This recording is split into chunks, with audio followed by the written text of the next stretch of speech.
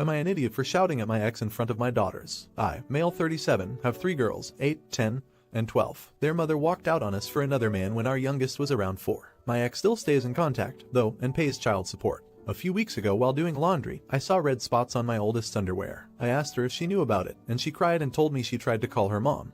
But my ex didn't call back. She'd been stuffing toilet paper in her underwear, hoping that would work. I explained to her that periods are nothing to be ashamed of, and found some great resources online for us to review together. I took her to the store to pick out brands of feminine products she wanted to use. She picked Playtex Sport because she's a gymnast. After we were done, I decided I should do the same thing with my other 2. My 12-year-old volunteered to be part of preparing them, and we made a whole night of it. It was wonderful, and I learned a lot. I even learned what a menstrual cup is, and how they benefit the environment. The other day, my ex called back. I'll usually arrange a video chat and leave the room so they can have some alone time, and when they're done chatting, I'll come back in to talk about boring co-parenting stuff like school, bills, etc. This last time, my ex was furious with me for talking about periods with the girls. She shouted at me that I was sick and perverted. Why didn't I call her myself if I knew it was so urgent? I could have called one of their grandmas, aunts, but my mom has dementia, while her mom and sisters call me a loser because I teach kindergarten, so I'm not fond of them. My ex told me I was being immature and should have just toughed it out for the girls. This really pissed me off, so I shouted back that maybe if she wasn't such a deadbeat and answered her goddamn phone once in a while, she could have handled this. I brought up everything she does that hurts them. She hasn't been to a single soccer game, piano recital, or gymnastics meet in 2 years. Every other weekend when they come home from her house, they go straight to their rooms, only to emerge hours later asking me why she loves her new husband more than them, and what did they do to make her leave. My ex responded by saying I should tell them it's not their fault I couldn't satisfy her, and I screamed fuck you. And she just smirked and pointed behind me, saying look what you did when I turned around.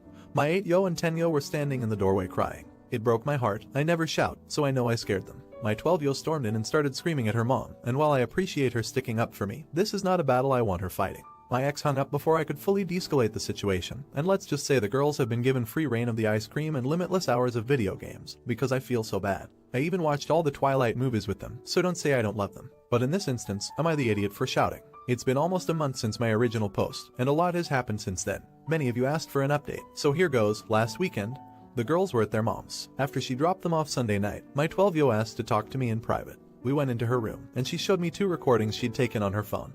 One of my ex trying to convince them I was abusing them, and one of her and her husband arguing about how much she was paying in child support. And I'll be honest here, my cousin is a family court lawyer and basically raked her over the coals. It wasn't pretty, but I was still extremely hurt over the affair. I even got alimony. Anyway, my 12-yo told me she didn't want to go to her mom's anymore, but she said she felt she had to because she's the oldest sibling and it's her job to protect the younger ones. I've always instilled this value in her. I'm an oldest child myself, but seeing this just made me even more upset, because now it's just another battle she's fighting that she shouldn't be. She's also just started to figure out that her mom cheated, and over the past couple weeks she started firing tons of questions at me about the timeline of their relationship I couldn't really answer. And after showing me the recordings, she literally demanded I answer her, yes or no, did her mom cheat on me? It wasn't easy, but I told her the truth, with the promise she wouldn't tell her sisters. As much it sucks, that's my job, not hers. The way she cried on my shoulder was the most heartbreaking thing I've ever experienced. But she was catching on, and I figured if she's going to find out regardless, it should be in a setting where she's comfortable. After she was done crying, I told her to email me the recordings she took, and called my cousin. We've just started the paperwork, but my cousin is certain we can get my ex nailed for parental alienation, and since she got a promotion a few months ago, I should be able to renegotiate the child support payments as well. Most importantly, the recordings should be enough to give me grounds for supervised visits only, which is what I want.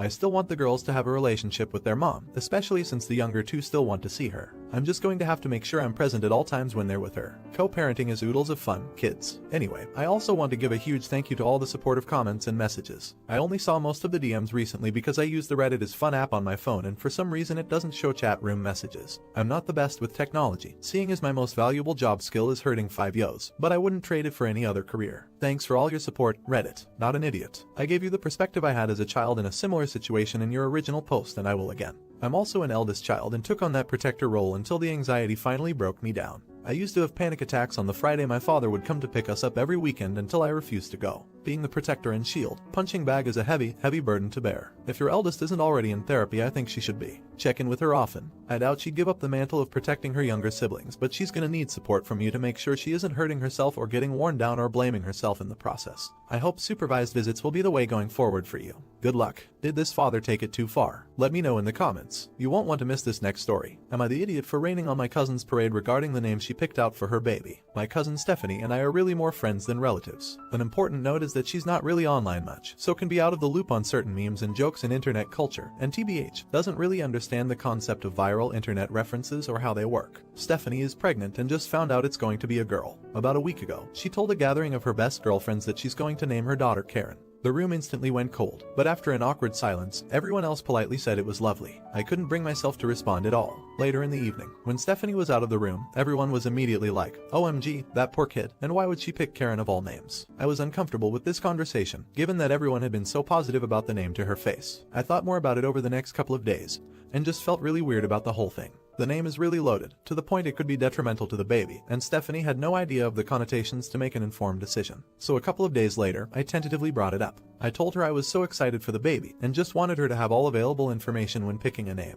I then started to explain that Karen has some negative connotations and has become sort of an internet joke to describe a specific kind of entitled middle-aged woman. Stephanie instantly was furious and started talking over me, saying, "Why are you saying this? This is so mean." I was really surprised by her reaction. It felt very, very out of character, so I immediately stopped and said, "I'm really sorry. I didn't mean to hurt your feelings. I just wanted to tell you something I thought you might not know." She replied, "That's the name I picked for my daughter, and you think I picked it as some kind of joke. I don't understand why you'd say something so hurtful." When she said that, I felt like it signaled that she didn't really understand what I was trying to tell her. So after agonizing for a second about whether to press the issue even though she was so angry, I felt like in for a penny, in for a pound, and since she was already mad, I wanted her to at least understand what I was trying to explain to her. I googled Karen Know Your Meme on my phone and tried to show her the screen of results while saying, "Look, I'm just saying that there's more meaning to the name than you may realize." She stood up, pushed my phone away, and shouted, "Wow." She then stormed out of my home and drove away. My aunt and mom have been berating me all week because Stephanie told them that I made fun of her baby name. Stephanie has not spoken to me or responded to my texts since. I can take a hint, and I'm not going to broach a topic again that caused so much distress, but I keep going back and forth on whether I was taught here by bringing it up in the first place. Edit. Thanks, everyone. I have been properly schooled, and I accept my judgment that I was taught here. Stephanie and I have a history of being extremely open and honest with each other. I was the maid of honor in her wedding, which we planned on being the case from a young age, and we always joked as teenagers that part of my duties would include talking her out of the marriage if the groom she picked sucked. And so maybe I was too flippant with approaching this topic due to our history, and was unempathetic and underestimating how much she was already invested in the name she chose for her future daughter. I admit I'm a bit frustrated that Stephanie still doesn't understand what I was trying to tell her. She still thinks I was making some kind of weird, cruel joke accusing her of picking the name as a joke.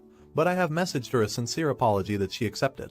And I will never speak of this again to Stephanie or baby Karen. I'll also stand up for Stephanie if her other friends shoot and talk about the name around me again. If they're not willing to voice their thoughts to Stephanie directly, they need to not say the kinds of things they were saying behind her back. Edit 2. One more thing. I definitely was not trying to tell Stephanie to not name her daughter Karen. I just wanted her to make the decision either way knowing the connotations, since I'd want someone to do the same for me if I picked a baby name with cultural baggage I wasn't aware of. I realize now I handled it poorly and was hurtful to Stephanie in the process, but I just wanted to be clear that I wasn't actively trying to talk her out of the name. I just didn't want her to be blindsided if it came up later. Update. Baby Karen was born healthy and happy back in October. She's an absolute sweetheart of a baby, and I'm totally in love with her. Between March and May, I didn't get to see her at all in person, but I was doing regular FaceTime, house party calls with Stephanie and Karen, and over the last few weeks, I've been going over to Stephanie's house to sit in her backyard and chat with Stephanie, coo at Karen from a lengthy distance. I have two reasons for updating. First, I've realized since Karen's birth that her name has taken on new meaning to me. When I'm with her, Karen just means her, and I don't think about the other connotations. In other words, you guys were right. That said, though, my second reason for updating is that Stephanie got back into her years unused Facebook at the beginning of the pandemic to keep in touch with people. She's been on it pretty regularly lately for the first time in years. Historically, she's not really been into social media. Most people in our area, social circle have been posting really heavily about BLM and the protests happening right now, as well as racial justice issues more generally. As a result, Stephanie has now come into contact with a deluge of Karen memes for the first time, and found them confusing and horrifying, especially the use of Karen as shorthand for a racist. I've basically just declined to talk about it with Stephanie, because it went so poorly last time. But both my mother and her mother have hounded me about it because it's upsetting to Stephanie, and said things like, "Is this what you were talking about before? Why didn't you say so? Why didn't you explain it better? You should have told Stephanie." And Jesus wept. You really can't win. Thanks again for all your feedback on my last post. It was very helpful in giving me some zen about the situation. Edit. Wow, I've been super overwhelmed by the flood of very kind,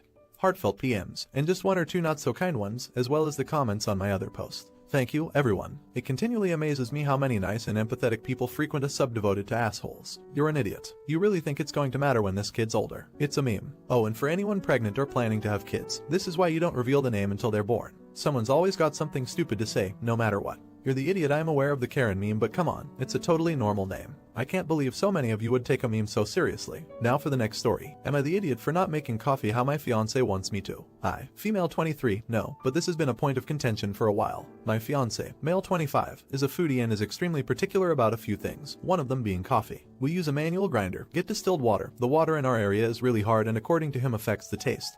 But I don't notice anything, and we have an AeroPress and a metal coffee filter to make the coffee. I'm very much not a foodie, unless being a Sour Patch Kids connoisseur is a thing. My fiance weighs his coffee beans to make sure that he's using the exact right amount. Changes the setting on the coffee grinder depending on whether he's using the AeroPress or the metal coffee filter. Measures the water, and if he's using the AeroPress lets the coffee grounds and water brew for a certain amount of time before actually making the coffee. On the other hand, I use a scoop to measure my coffee beans. Use whatever setting the grinder is on. We'll usually just use tap water. Eyeball the water instead of measuring it, and don't let it sit to brew. And you know what? It's fine. It tastes fine. It makes me happy. The end. Thank you for coming to my TED Talk. Problem is that this really bothers my fiance. We've had multiple arguments about me making my coffee wrong.